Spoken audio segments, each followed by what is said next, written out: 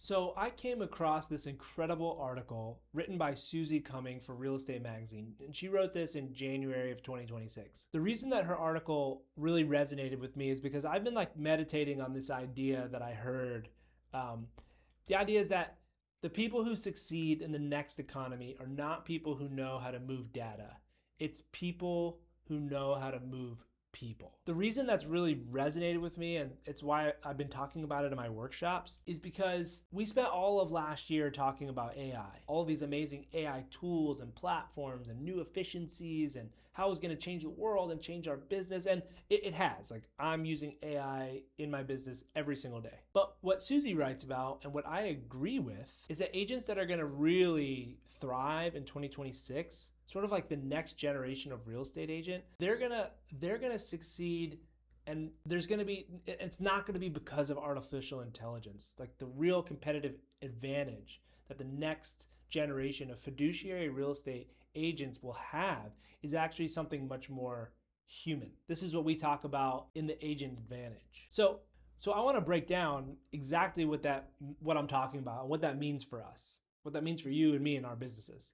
So right now, buyers and sellers are misaligned, and they're coming into the marketplace with a lot of fear and a lot of uncertainty and a lot of skepticism. Right now, the consumer, the buyer and seller, has access to more information than humans have ever had in their lifetime. And it's hard to navigate all of that data. It used to be real estate agents were the gatekeepers of information and the gatekeepers of data. Now it's all been democratized. The buyers and sellers, they have all the information, and you better believe they've already chatted with their favorite AI platform before they've even met with you. And there's a lot of skepticism because it depends on, you open one news article and it says the market's going up, and then you go on social media and it says the market is crashing. Or you turn on the news and it says interest rates are supposed to be going down, and then you call your lender and interest rates are going up. Turn on one news article and it says we're in a war. And then you turn on the others and it says we're not in a war. So there's all this misinformation and there's all of this skepticism. And buyers and sellers, they're bringing this heightened emotion and this decision fatigue and the financial pressures, bringing it into the transaction. They're bringing it into the marketplace, and it's making the conversations harder. And the human element of this is to be able to navigate these difficult conversations, okay?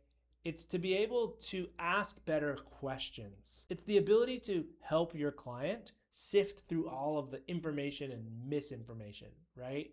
So I believe that the agents that are really going to succeed are agents who can talk to buyers about motivation and get them off the fence, or who can go into a listing appointment and communicate effectively a pricing reality, the reality of the market. The agents that are going to succeed are the ones that can keep a deal together when negotiations get tough over repairs, over price, whatever it is. And it's going to be agents who can go on listing consultations and buyer presentations as humans that can be curious, because the data is no longer the leverage piece. The data's out there, okay? Well, what I'm talking about is a skills gap. I'm talking about emotional intelligence. What Suze calls in her article negotiation intelligence, what I call the agent advantage, is emotional intelligence. This is our capacity to regulate our own emotion, okay?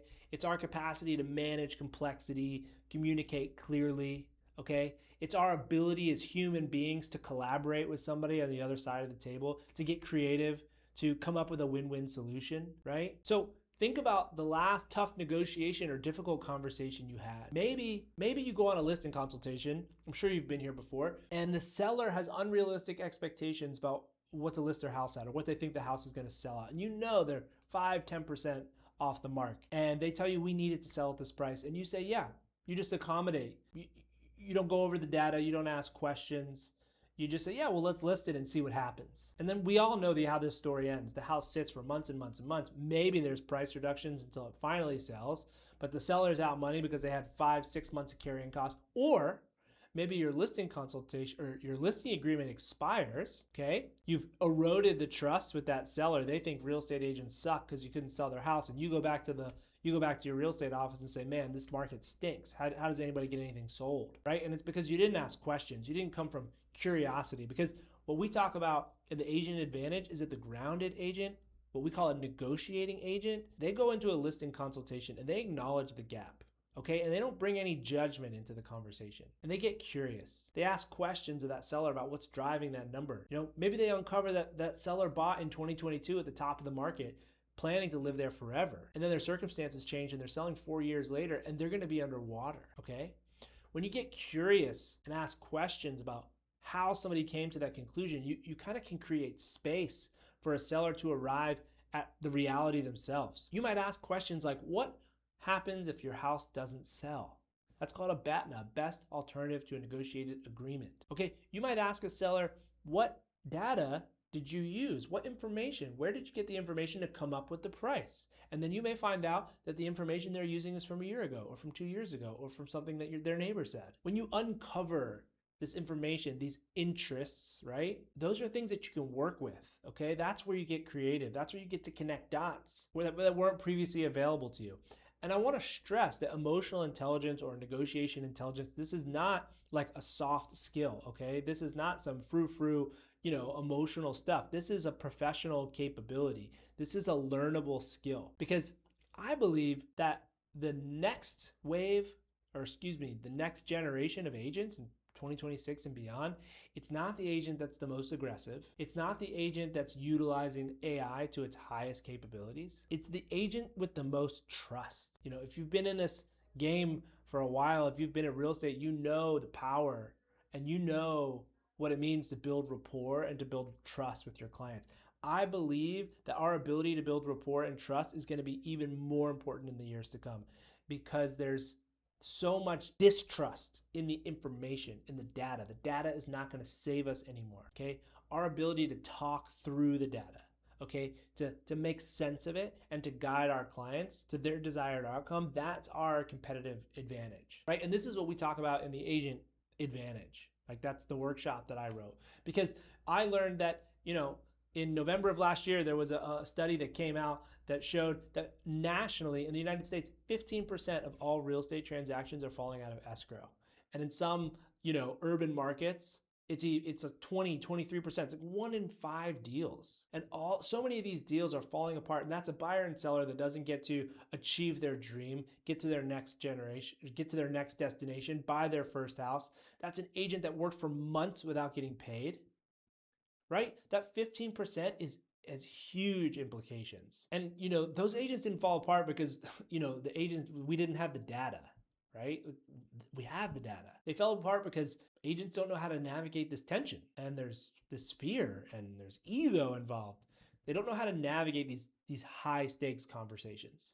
Very briefly, the agent framework is an acronym, right? It stands for aware. You have to be aware that you're going into a conflict, right? And we use conflict, negotiation interchangeably. It's a difficult conversation, okay? You have to be aware that this is a conflict. You have to decide that you want to collaborate with the other person. Then you have to ground yourself, right? You have to ground yourself emotionally, and you have to say, what do I want here? Or what am I afraid of? Or what am I afraid of losing? You ask yourself, what's my BATNA? Or what's my client's BATNA? What happens? What's plan B? Then you empathize with the other person, right? You have to do that same exercise for them. And empathy can be difficult, and I want to stress that when you're in the empathy stage of agent, you're not agreeing with the other party. You have to understand, like going back to that listing consultation, you have to understand where they got the data from. You have to understand that they may be afraid of losing money. And you have to understand that they need to sell their house because their job starts in 3 months. And if they're not there, they're going to lose the job. If you don't know those things, you can't have a conversation that's collaborative, right? All you can do is default on your instincts, because N is negotiate. That's when you get to get creative with the other side, right? You get to connect dots that weren't previously available.